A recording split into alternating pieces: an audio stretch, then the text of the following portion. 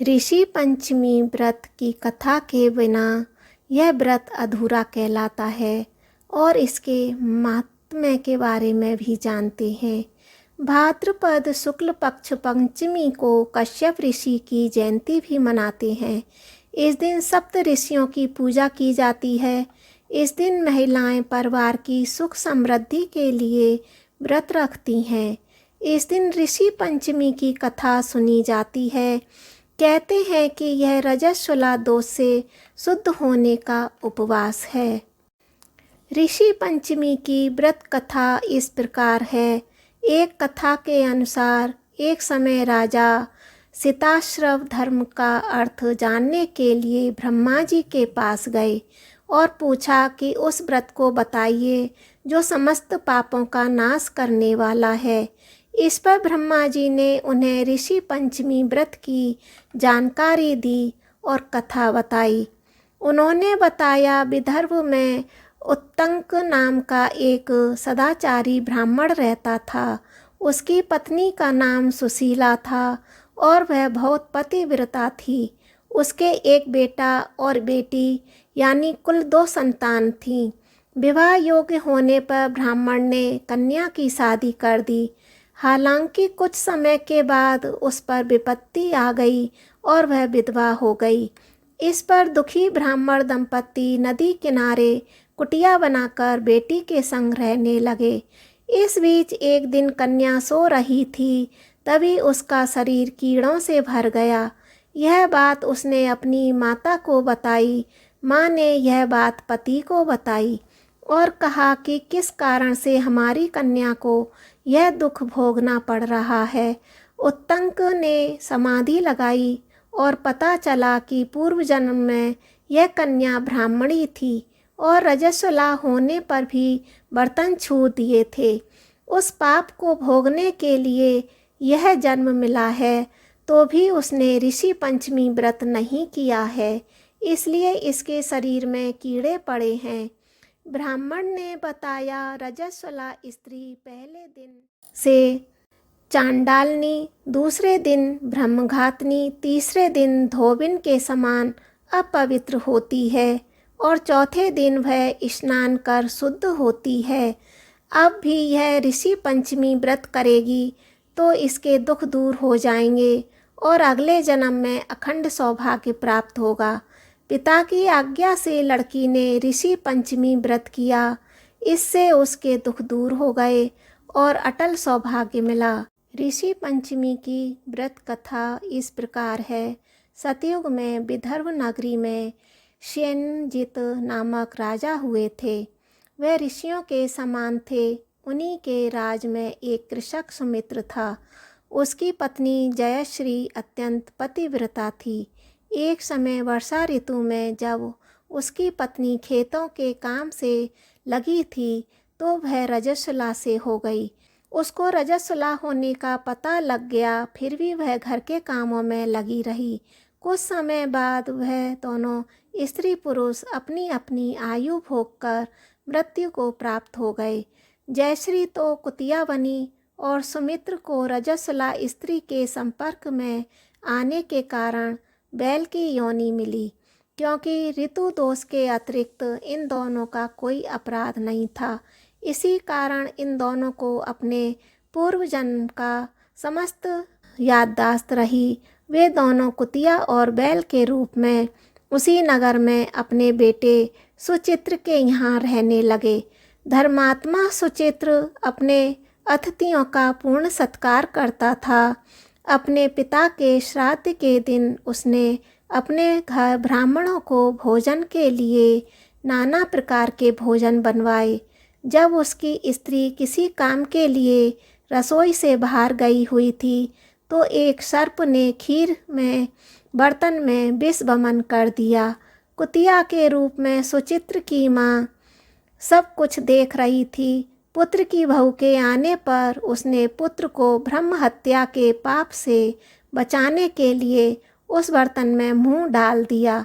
सुचित्र की पत्नी चंद्रवती से कुतिया का यह काम देखा न गया और उसने चूल्हे में से जलती लकड़ी निकालकर कुतिया को मारी। बेचारी कुतिया मार खाकर इधर उधर भागने लगी।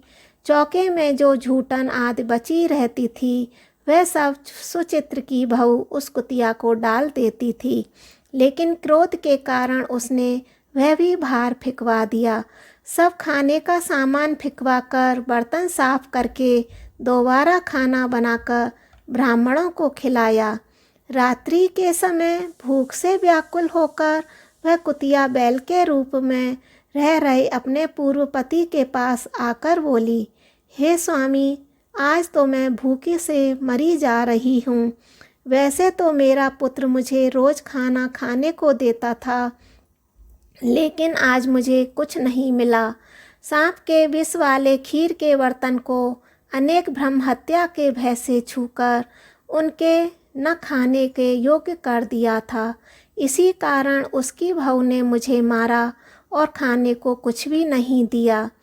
तब वह बैल बोला, हे भद्रे, तेरे पापों के कारण तो मैं भी इस योनि में आ पड़ा हूँ और आज बोझा ढोते ढोते मेरी कमर टूट गई है। आज मैं भी खेत में दिन भर हल में जुता रहा। मेरे पुत्र ने आज मुझे भी भोजन नहीं दिया और मुझे मारा भी बहुत। मुझे इस प्रकार कष्ट देकर उसने इस श्राद्ध को निष्फल कर दिया। अपने माता पिता की इन बातों को सुचित्र सुन रहा था।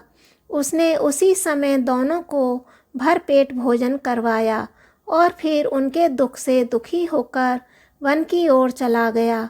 वन में जाकर ऋषियों से पूछा, मेरे माता पिता किन कर्मों के कारण इन नीच योनियों को प्राप्त हुए हैं और अब किस प्रकार से इनको छुटकारा मिल सकता है। तब सर्वात्मा ऋषि बोले, तुम इनकी मुक्ति के लिए पत्नी सहित ऋषि पंचमी का व्रत धारण करो तथा उसका फल अपने माता पिता को दो। भाद्रपद महीने की शुक्ल पंचमी को मुख शुद्ध करके मध्याह्न में नदी के पवित्र जल में स्नान करना और नए रेशमी वस्त्र पहनकर अरुंधति सहित सप्तऋषियों का पूजन करना। इतना सुनकर सुचित्र अपने घर लौट आया और अपनी पत्नी सहित विधि विधान से पूजन व्रत किया।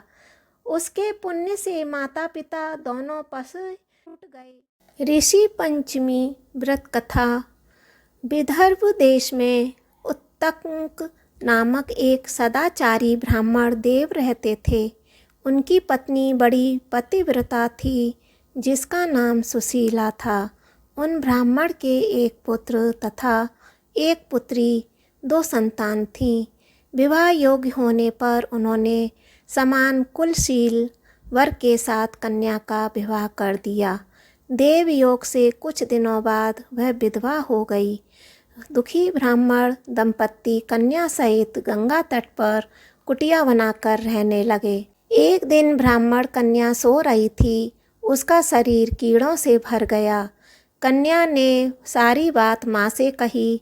माँ ने पति से सब बात कहते हुए पूछा, प्राणनाथ, मेरी साध्वी कन्या की यह गति होने का क्या कारण है। उत्तंक जी ने समाधि द्वारा इस घटना का पता लगाकर बताया। पूर्व जन्म में भी यह कन्या ब्राह्मणी थी। इसने रजस्वला होते ही बर्तन छू दिए थे। इस जन्म में भी इसने लोगों की देखा देखी भाद्र शुक्ल पक्ष पंचमी तथा ऋषि पंचमी का व्रत नहीं किया, इसलिए इसके शरीर में कीड़े पड़े। रजस्वला स्त्री पहले दिन चांडालनी, दूसरे दिन ब्रह्मघातनी तथा तीसरे दिन धोबिन के समान अपवित्र होती है। वह चौथे दिन स्नान करके शुद्ध होती है। यदि यह शुद्ध मन से अब भी ऋषि पंचमी का व्रत करे तो इसके सारे दुख दूर हो जाएंगे और अगले जन्म में अटल सौभाग्य प्राप्त करेगी। पिता की आज्ञा से पुत्री ने विधि पूर्वक ऋषि पंचमी का व्रत तथा पूजन किया। व्रत के प्रभाव से वह सारे दुखों से मुक्त हो गई। अगले जन्म में उसे अटल सौभाग्य सहित अक्षय सुखों का भोग मिला।